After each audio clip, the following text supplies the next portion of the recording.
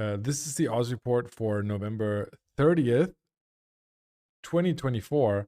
And before we jump into Plex, as usual, all right, we're going to have a look at my general dashboard because there's some massive market movements going on. We had a huge 3 to 6 trillion destruction dread and titan brawl happening yesterday, which you probably heard about if you are on Reddit or were part of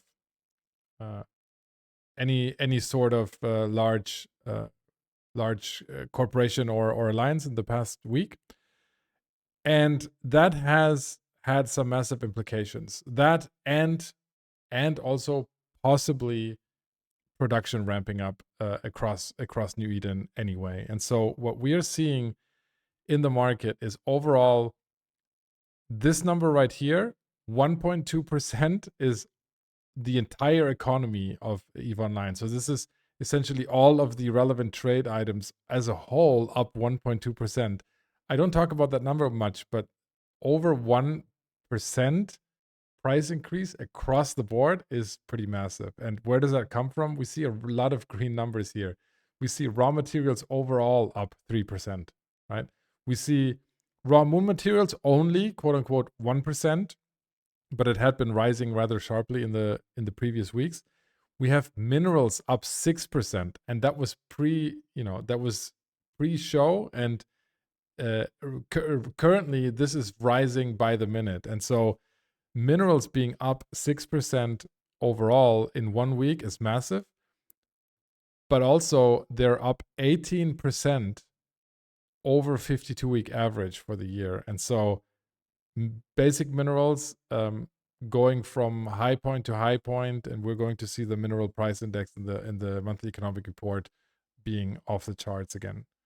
Similarly, salvage materials up 2%, ice products up 3%, gas cloud materials up 5%. So overall, rising raw material prices across the board, and that means that you are going to see rising ship prices, rising module prices. Everything is going to get more expensive in the upcoming weeks because these are price changes that are not just going to, revert next week.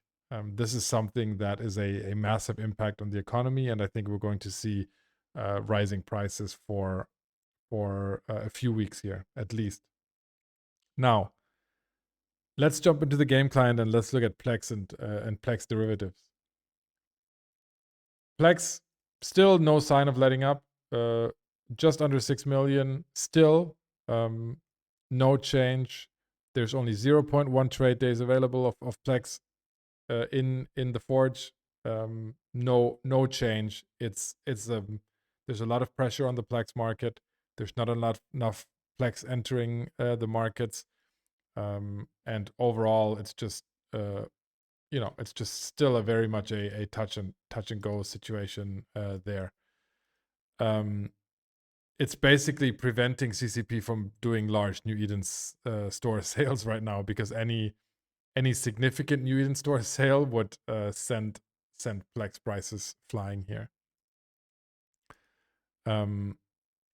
Now, skill extractors. They have come down significantly. And if you see here, this is a market where currently, with the current Plex prices and the current large skill injector prices, skill farming has become so much less attractive than it was just half a year ago, that the demand for skill extractors is just going to be a lot lower. And so right now you can buy skill extractors on buy order for sub 500.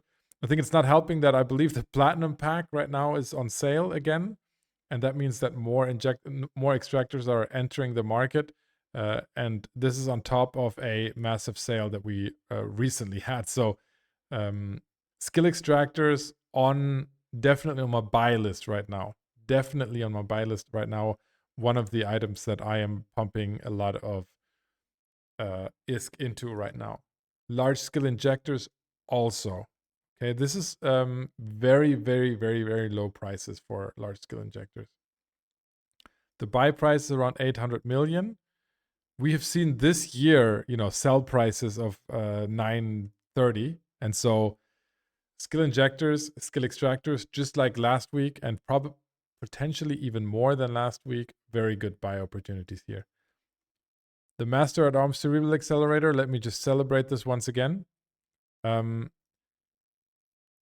They are finally in a place where they are at parity. So they are at or better value than the cerebral accelerators you buy in the New Eden store with Plex. And that is in itself an achievement. I think we finally together educated the market. People understand that these are just not worth it. And at the current price, you can feel free to buy them again. It actually makes sense. Look at this. Buy price is under 70 million. So overall, right now, skill points in EVE Online are so much cheaper than they were 6 months or a year ago. So overall, the demand for skill points is just not as high.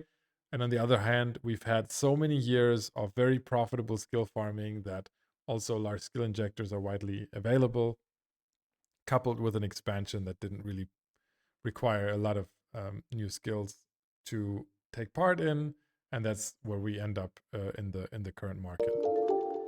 Now,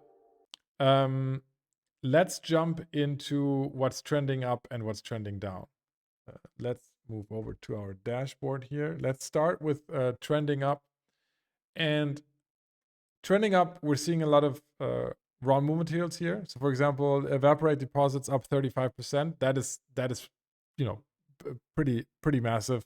Also, photonic metamaterials and fullerenes, they're all up 20%, up 27%. So overall, there's still upward pressure on moon materials.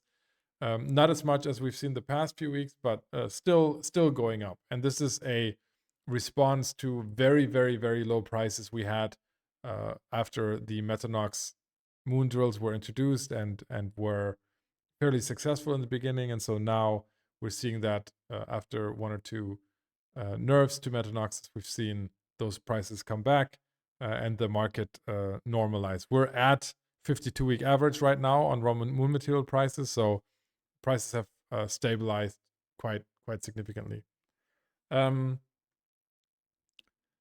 What else is trending up? The Vorton tuning system 2.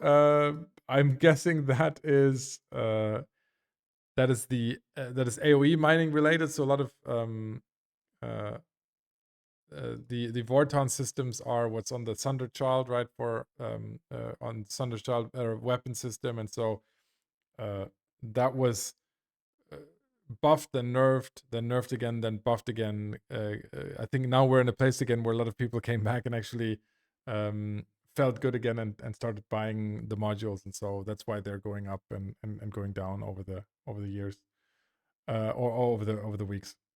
The other big one here is Zydrine. So Zydrine, if you watch my stream, you know that Zydrine over the last year, we've been buying it together on stream. We've been stockpiling it because it was for the longest time the most undervalued raw mineral, basic mineral.